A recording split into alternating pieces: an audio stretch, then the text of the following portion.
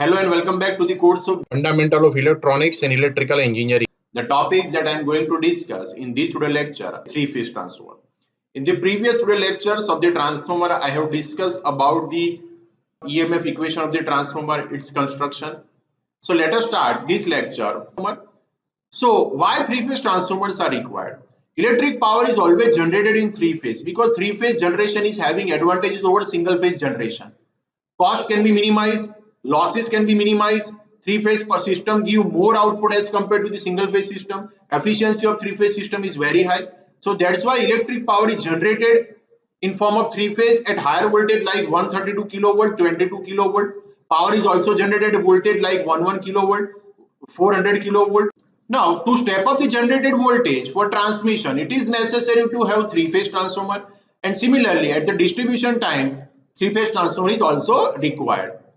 Now, three-phase transformer can be in form of single phase, single unit, and three single-phase transformer can be used to design the three-phase transformer. Now, years ago, it was a common practice to use interconnected three single-phase transformer to design a three-phase transformer instead of single three-phase transformer. But nowadays, the latter is gaining popularity because of improvement in design and manufacture. Three single-phase transformers can be also used. It depends on the application. Suppose the mines application is there where transportation is difficult. So in that case, three single-phase units are used to design the single three-phase transformer.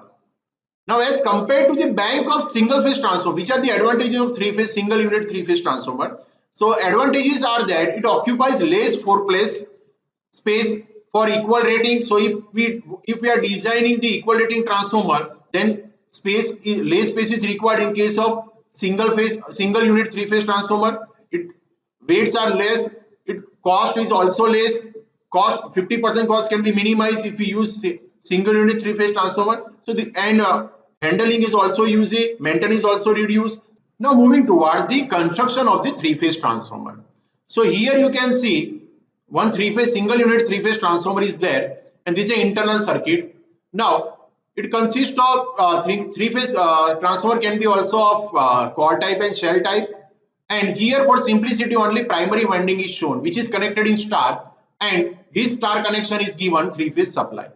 This is an internal circuit of the transformer. Now across this three-phase supply, across this three-phase winding, three-phase supply is given, and we know in three-phase supply all the currents are 120 degree apart. Here core are also 120 degree apart, and this is a common leg which is an empty leg which does not consist of any winding, which is common for all this magnetic circuit.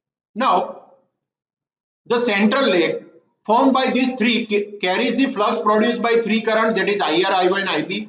Now IR, IY and IB are 120 degree apart, so phasor sum of that will be 0. So flux produced on the central link on the common leg will be also 0. So if we remove the common leg, it will make no difference on the performance of the function of the three-phase transformer.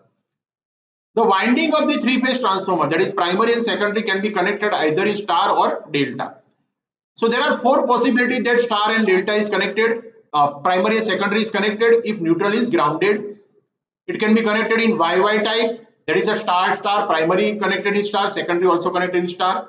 Primary connected in star, secondary connected in delta. Primary connected in delta, secondary connected in star, and both connected in delta. So here you can see this is a single unit of three-phase transformer, and this is a bank of three single-phase transformer. Here you can say NP1, NP2 and NP3 are the primary winding which may be in star or delta connected. NS1, NS2 and NS3 are the secondary winding which may be also in star or delta connected. So all the limbs of the three-phase transformer consist of primary as well as secondary. Now here three single-phase transformers are individually used, and here primaries are connected on one limb and secondaries are connected on other limbs or other leg.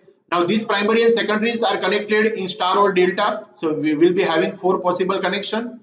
Now where this kind of bank of three single-phase transformers are used, where transportation is not easy, like a mines application, and in that particular application we can use bank of three single-phase transformer. But advantages of a single